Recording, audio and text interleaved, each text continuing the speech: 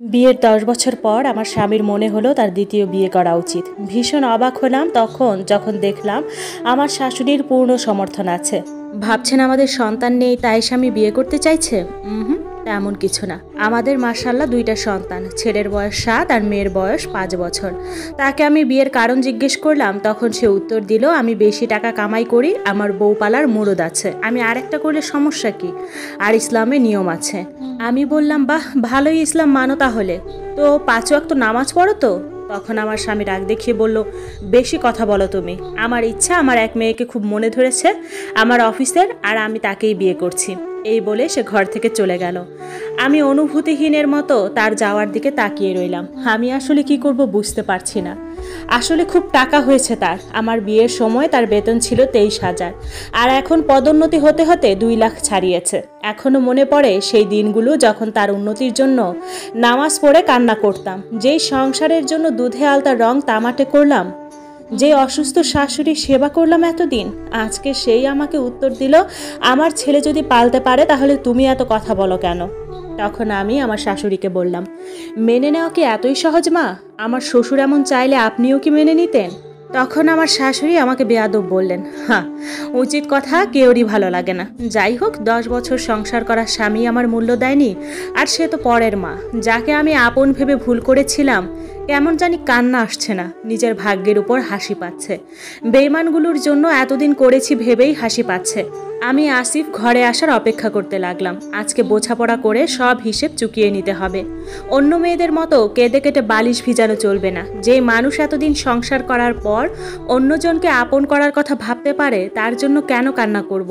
নিজের মনকে অনেক বুঝিয়ে শক্ত করলাম। রাত প্রায় ১১টায় আসিফ বাসায় আসলো। অন্যদিন খাবার নিয়ে অপেক্ষা করতাম, তবে আজকে তা আর করলাম না।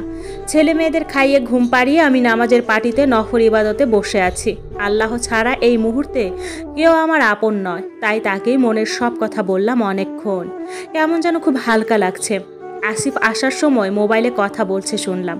এসেই অফিসের ব্যাগ সোফায় রেখে ওইখানেই বসে হেসে হেসে কার সাথে যেন কথা বলছে। মাঝে মাঝে গান গাচ্ছে, আবার হাসছে। বুঝলাম যাকে পছন্দ করতো সেই মেয়ের সাথে কথা বলছে। এর মাঝে আমার শাশুড়ি ডাইনিংয়ে আসিফকে বলছে, কিরে বাবা, অফিসের জামা না ছেড়ে কার সাথে কথা বলছিস? আসিফ উত্তর দিল, তোমার নতুন বউ। এইটা শুনে আমার কলিজাটা কেমন মোচড় দিল। ততক্ষণে আমি নামাজ শেষ করে ডাইনিংয়ে চলে আসছিলাম। আমার শাশুড়ি বলে দেয়, দে দে দে, আমাকে একটু দে, আমি একটু কথা বলি। আসিফ মাকে দিল, আর মা কথা বলতে শুরু করে। কি যে আদুরে ডাক নতুন হবু বউকে! আমি তো খুব অবাক, এই কয় বছরে আমাকে তো এইভাবে কখনো ডাকেনি। তখনই আসিফ আমাকে দেখে বলে, অনু, ভাত দাও। আমি মনে মনে বললাম, বাহ, পুরুষ এখন ২ টাকা বেশি কামাই করছে বলে স্ত্রীকে আর মানুষ মনে হয় না। এমন এক ভাব করছে দ্বিতীয় বিয়ে করা কোনো ব্যাপারই না। হায় রে বেইমান! বলে না, কোম্পানির মাছ বেশি পানিতে পড়লে যা হয় আর কি। তবে মুখে কিছুই বললাম না। আসিফকে বললাম, তোমার চাকর না আমি, খাইতে মন চাইলে তোমার মাকে বলো ভাত দিবে, আর খাওয়া শেষ হলে রুমে এসো, কথা আছে। এই বলে চলে আসি। ওইদিকে ও অবাক হয়ে তাকিয়ে আছে কি বললাম, কারণ ১০ বছরে এই প্রথম এইভাবে কথা বললাম। এতদিন নরম হয়েছিলাম, এখন একটু গরম হয়ে দেখি। খাওয়া শেষ করে আসিফ রুমে আসে। আমি বলি, শোনো, বেশি কথা বলতে পারবো না।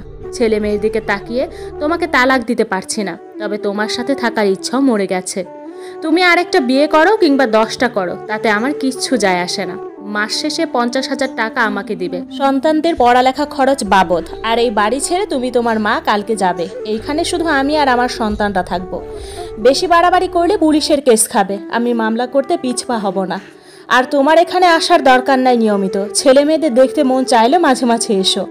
এখন যাও, অন্য রুমে শোও গিয়ে। আসিফের মুখে কথা ছিল না, হয়তো কথা খুঁজে পাচ্ছে না কি বলবে। সহজ সরল সংসারী মেয়েটা কখন যে এমন চালাক আর কঠোর হলো তাই হয়তো ভাবছে। আমাকে আসিফ বলল, মানুষের স্বামীরা অন্য মেয়ের দিকে তাকালে স্ত্রীরা কান্না করে, সমুদ্র বানায়, আর তোমার বর বিয়ে করছে জেনেও চোখে এক ফোঁটা পানি দেখলাম না। আমি তখন হাসতে হাসতে উত্তর দিলাম, পাগল নাকি? আমি বেইমানের জন্য কান্না করব নাকি? তুমি যদি এত বছর সংসার করে খুশিতে খুশিতে বিয়ে করতে পারো, তাহলে আমি কেন কান্না করব? এইসব মানুষের জন্য আমার কান্না আসে না, দয়া আসে। তখন আমার স্বামী কিছু না বলে চলে গেল।